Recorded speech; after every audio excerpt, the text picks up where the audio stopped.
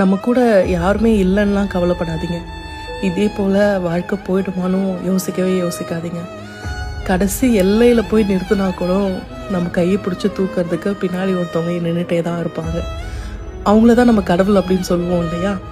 And கடவுளுக்கு தெரியும் எப்போ என்ன நமக்கு பண்ணணும் அப்படின்றது.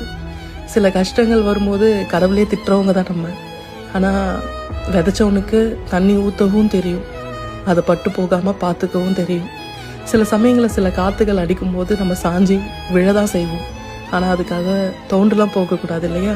ஸோ மறுபடியும் துளிர் விட்டு வந்து தான் ஆகணும். அதனால் எல்லா கவலையும் எல்லாருக்குமே எப்பயுமே நிரந்தரமாக இருக்கவே இருக்காது. அண்ட் என்னடா வாழ்க்கை தேவையில்லைன்னு நீங்கள் நினச்சிட்டிங்க அப்படின்னா வாழ்க்கை மாறப்போகுதுன்னு தான் அர்த்தம். அண்ட் கவலைலாம் வேண்டாம், சீக்கிரமாக எல்லாமே சரியாயிடும். நம்பிக்கையோடு இருங்க.